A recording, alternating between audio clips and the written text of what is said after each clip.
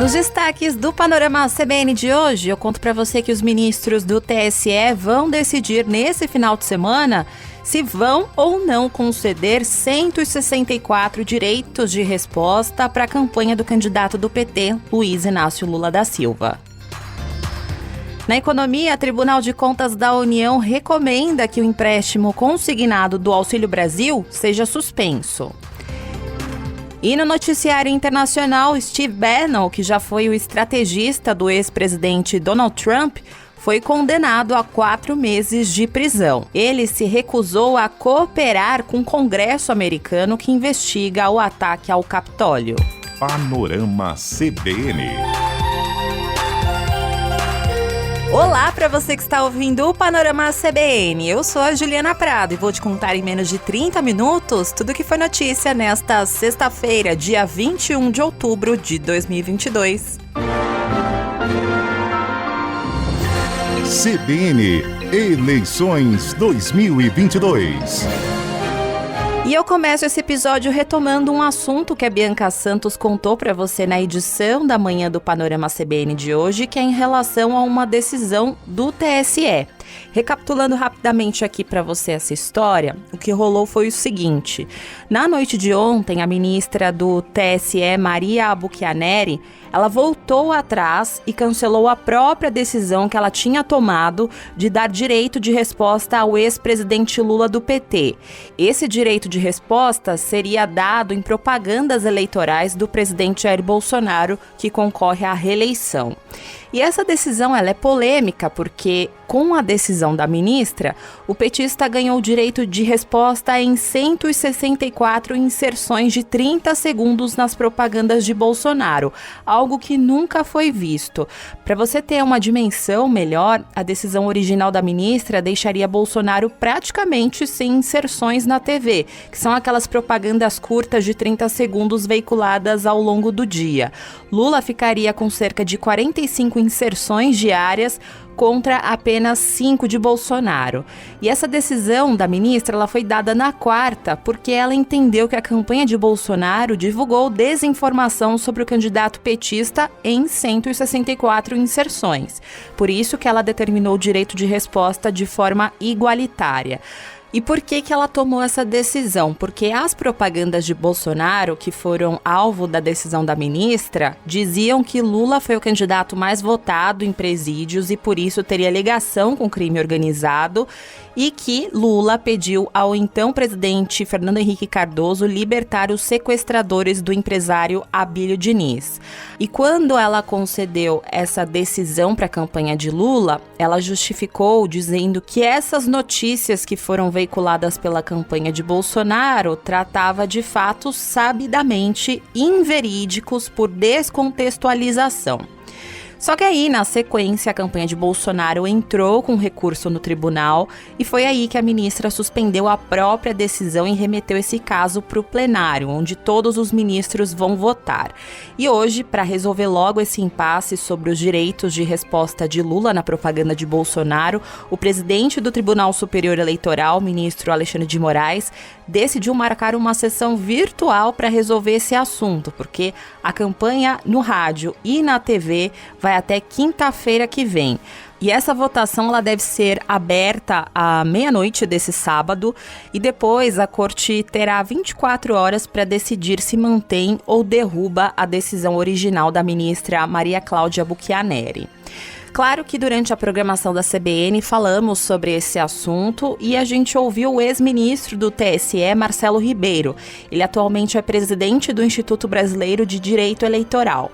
E ele avaliou que o TSE acertou ao antecipar esse julgamento porque a demora poderia fazer com que o direito de resposta não fosse concedido ou um candidato ficasse sem inserções até o fim da campanha.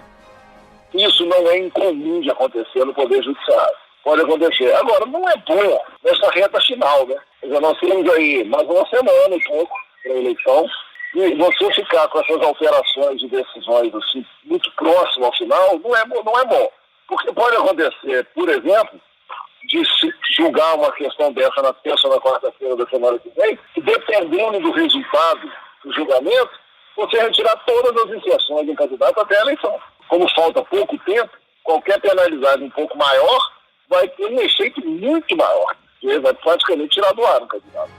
O candidato do PT ao governo de São Paulo, Fernando Haddad, falou sobre esse assunto hoje e disse que está muito preocupado com essa decisão do TSE que reverteu os direitos de resposta de Lula. Estou muito preocupado com a reversão da decisão que tinha sido tomada de dar o tempo de TV para o presidente Lula se defender das calúnias que foram feitas contra ele. Porque se você deixar a campanha nesse nível, o eleitor não vai ter a oportunidade de julgar o que é conveniente para o país. Então nós temos que confiar na justiça eleitoral para botar um freio nisso. A campanha está muito baixa, sobretudo no subterrâneo da rede social. Nos bastidores, o nosso repórter em Brasília, Felipe Igreja, descobriu que o presidente do TSE, o ministro Alexandre de Moraes, ainda busca um acordo com as campanhas de Lula e de Bolsonaro.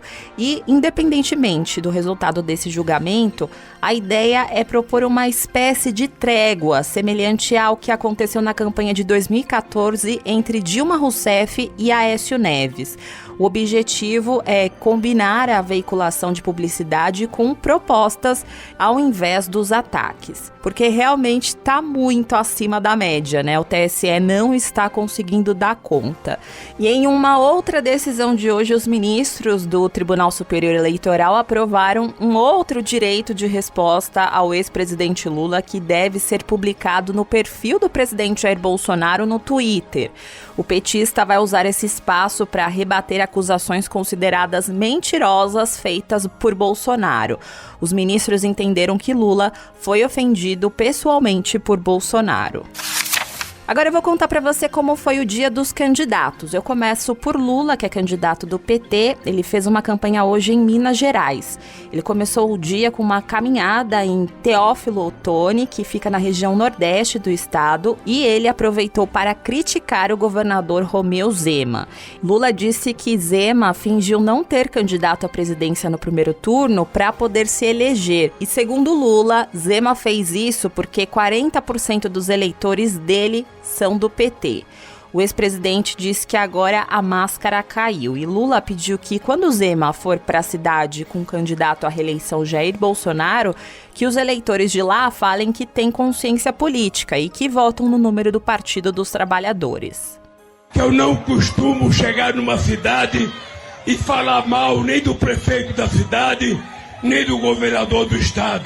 Não faz parte da minha formação política. Entretanto, o governador, durante a eleição dele, ele fingia não ter candidato a presidente, porque ele sabia que 40% dos meus eleitores votaram nele. Então ele ficou quietinho, sem falar o nome de presidente. Agora que ele ganhou as eleições, caiu a máscara, ele é bolsonarista, e ele agora está assumindo, e ele vai vir aqui essa semana com o Bolsonaro. E ele precisa que vocês digam para ele que você já tem candidato. O ex-presidente fez a caminhada na cidade ao lado da senadora Simone Tebet, do MDB, e também da deputada federal eleita por São Paulo, Marina Silva, da Rede. Tebet e Lula vestiram camisas brancas, isso porque o candidato tem adotado esse modelito depois que a senadora sugeriu ao partido no início do mês que tirasse o vermelho da rua porque as imagens assustariam os eleitores. Tebet avaliou que a opção pela cor historicamente associada ao PT pode afastar eleitores que rejeitam o presidente Jair Bolsonaro e que relutam em votar no PT. Enquanto eu gravo este episódio, o candidato do PT participa de uma nova caminhada, dessa vez em Juiz de Fora, na zona da Mata Mineira. Já o candidato à reeleição, presidente Jair Bolsonaro, participou nesta sexta-feira de um encontro com um grupo de lutadores em São Paulo. Durante esse encontro, Bolsonaro recebeu um cinturão de um dos apoiadores. E entre os lutadores presentes nesse evento estavam Vanderlei Silva, José Aldo, Fabrício Verdun e Maurício Shogun. E ao discursar para o grupo de lutadores, Bolsonaro disse que o Brasil é um exemplo para o mundo na questão da economia. E para fechar a agenda de campanha dessa sexta-feira, Bolsonaro vai participar à noite de uma sabatina de 1 hora no SBT. Na verdade, era para ser um debate, mas Lula desistiu de participar desse confronto. E fechando o giro eleitoral de hoje, eu vou voltar a falar sobre assédio eleitoral. Uma empresária de Itapema, em Santa Catarina, que pediu para empresas locais não contratarem nordestinos, gravou um vídeo de pedido de desculpas após um acordo firmado com o Ministério Público do Trabalho. A empresária Jacira Paula Revers também vai ter que pagar R$25 mil de indenização. Isso porque, em um vídeo que viralizou nas redes sociais após o resultado do primeiro turno, ela fala que os nordestinos passam fome e que procuram a região sul para pedir emprego. E no acordo que foi firmado com o Ministério, Jacira foi obrigada a gravar um vídeo com um pedido de desculpas direcionado aos eleitores e especialmente aos nordestinos por ter orientado seus clientes a não admitir pessoas do Nordeste que fossem simpatizantes com o ex-presidente Lula.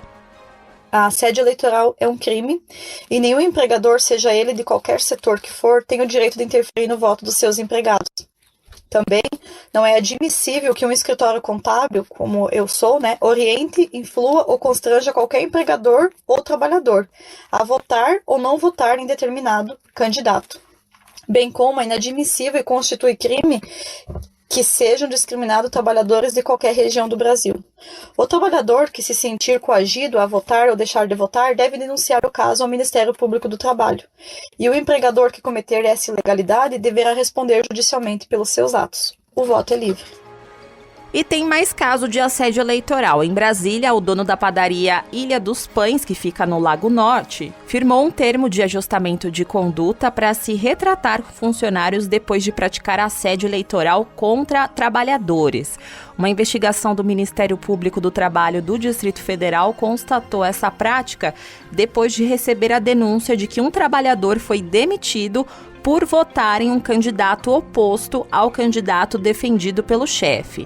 E na audiência, o dono do estabelecimento disse que tudo não passou de um mal-entendido e se comprometeu a se retratar com os funcionários que foram ameaçados ou dispensados por causa desse voto.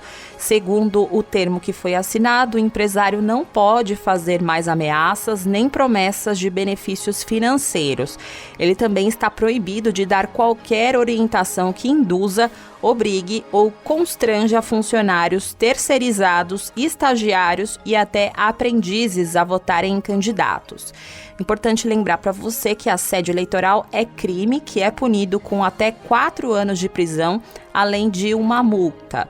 A procuradora-chefe do Ministério Público do Trabalho no Distrito Federal, Helena Fernandes Barroso Marques, falou para nossa reportagem que é preciso ficar atento às situações que podem ser assédio eleitoral.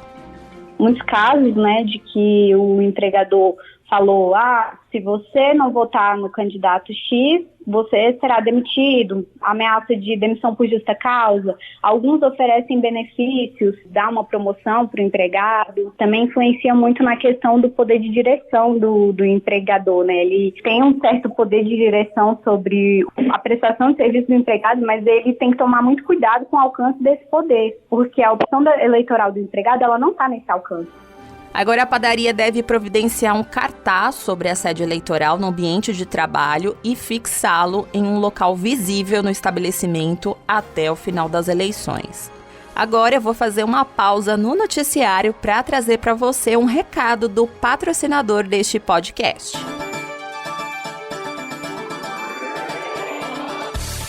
O agronegócio é um segmento que tem alta demanda de energia elétrica. Nesse sentido, a produção de energia solar em propriedades rurais vem crescendo, assim como o uso de outros recursos renováveis. Isso ocorre por causa dos custos altos com a conta de luz ao usar máquinas como bombas de irrigação e ordenhadeiras que precisam ficar muito tempo ligadas. Por isso, a energia solar é um recurso importante para o agronegócio. E graças graças a equipamentos como painéis solares e aquecedores, é possível reduzir custos, aumentar a produção e garantir a sustentabilidade.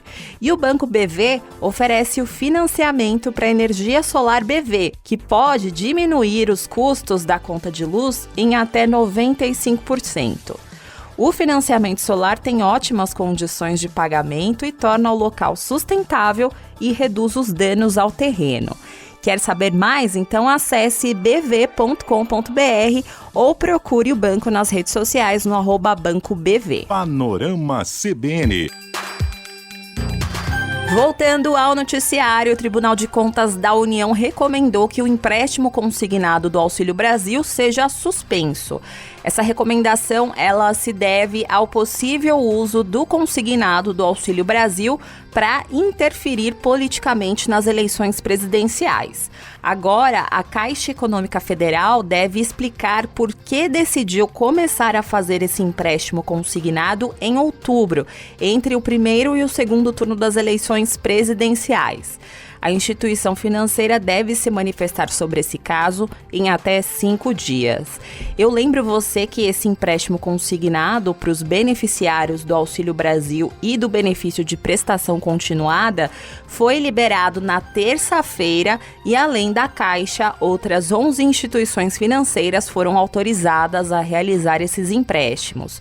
E no empréstimo consignado, o desconto é feito direto na fonte, ou seja, durante o prazo contratado, a parcela é descontada diretamente do valor mensal do benefício.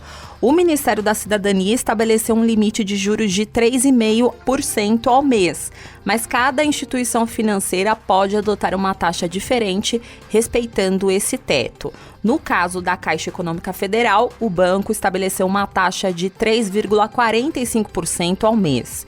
Só que especialistas e entidades têm criticado a oferta desse empréstimo por meio do Auxílio Brasil.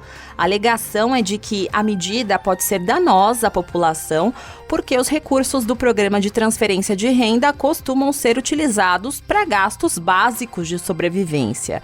Além disso, a taxa máxima de juros estabelecida pelo governo é considerada abusiva pelo Instituto Brasileiro de Defesa do Consumidor. No mercado financeiro, a Bolsa de Valores de São Paulo fechou o dia com uma super alta de 2,49% aos 120.090 pontos. No mercado de câmbio, a situação foi totalmente inversa. O dólar comercial fechou o dia com uma forte queda de 1,33% aos R$ 5,148. Já o euro também seguiu essa tendência de queda e fechou o dia com uma baixa de 0,54% aos R$ 5,077.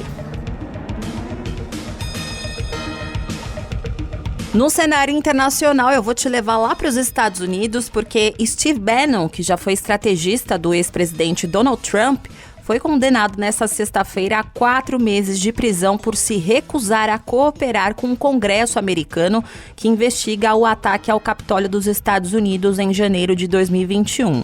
Os congressistas acreditam que ele tenha tido bastante influência no que diz respeito à invasão do Capitólio. De acordo com um comitê, que é tipo uma CPI, Steve Bannon falou com Trump pelo menos 2 vezes no dia anterior ao ataque e participou de uma reunião de planejamento em um hotel em Washington. E por fim, ele disse no podcast de direita que ele faz parte que o inferno iria acontecer no dia seguinte. Ainda cabe recurso a essa condenação e por isso que o estrategista aguarda em liberdade o fim desse processo. Na audiência de sentença, hoje o juiz do caso também ordenou que Steve Bannon pague uma multa de $6.500, que é aproximadamente R$ 34 mil. O promotor do caso disse na audiência de hoje que Steve Bannon escolheu desprezar o Congresso e que ele não está acima da lei.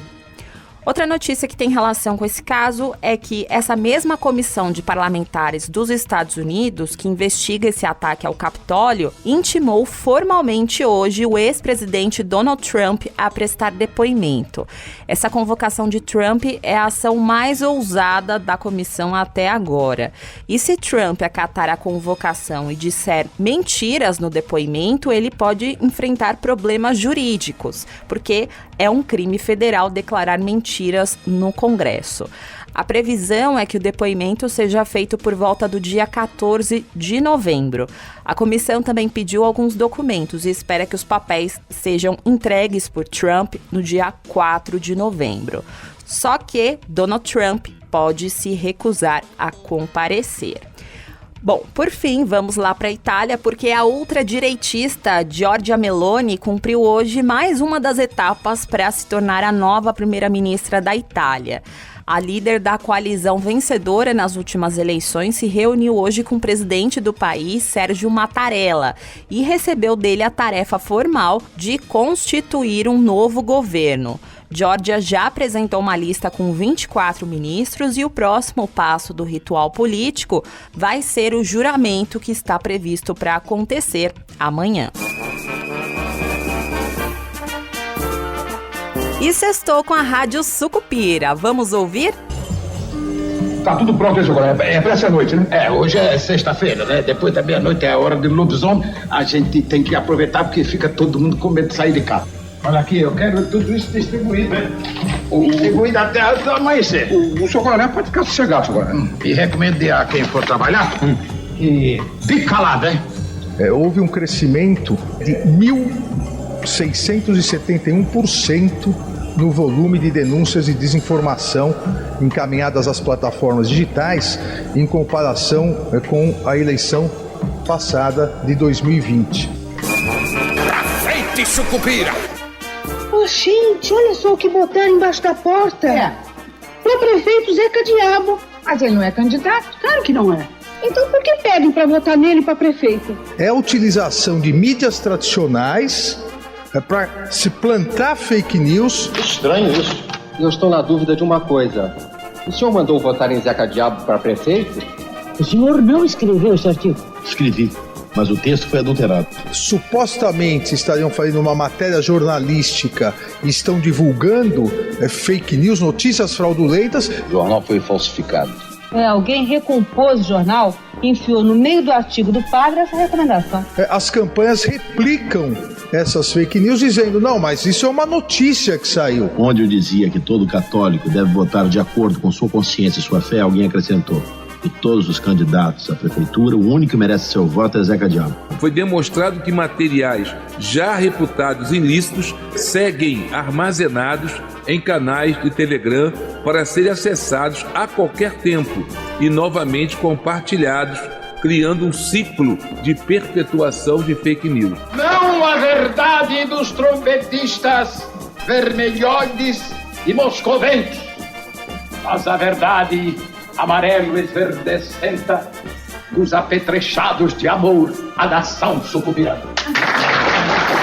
O Tribunal Superior Eleitoral, em decisão fundamentada, determinará às plataformas a imediata remoção da URL, URI ou URN, sob pena de multa de R$100 mil por hora de descumprimento, a contar do término da segunda hora após o recebimento da notificação. E a nossa folha de supira, como é que já está vendendo mais do que a trombeta? Ainda não, mas nós vamos chegar lá. Mas temos que chegar depressa.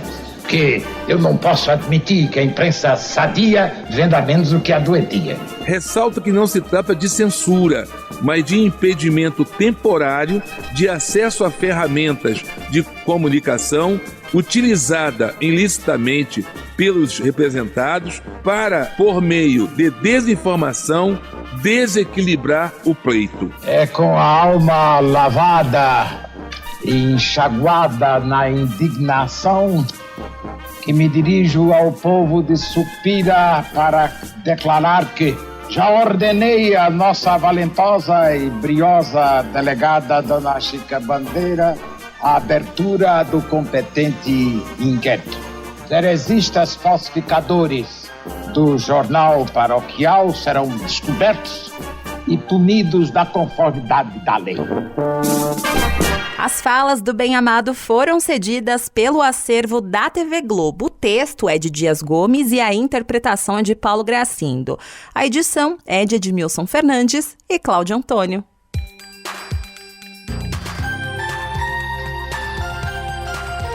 Agora eu vou indo nessa. Muito obrigada pela companhia de hoje. O roteiro dessa edição foi escrito por mim, a montagem e a sonorização são do Daniel Mesquita, o Dom. E você pode me encontrar lá nas redes sociais, no @Juliana_Deprado no Twitter, no Insta é só procurar por @JulianaDeprado e tem também o e-mail juliana.prado@cbn.com.br. E antes de ir, eu preciso mandar um grande abraço para o ouvinte Wilson Abate, que mandou uma mensagem para mim dizendo o seguinte: sou do município de Curralinho, da Ilha do Marajó, no estado do Pará, e quero parabenizar o ótimo trabalho que você e a Bianca fazem no podcast Panorama CBN.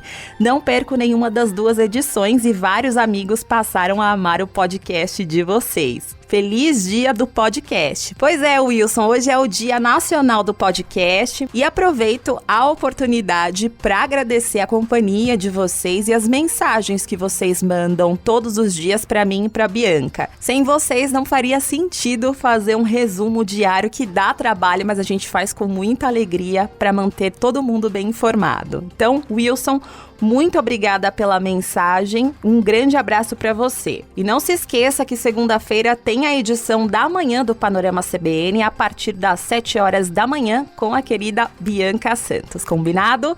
Beijos para você, bom final de semana, bom descanso e até segunda.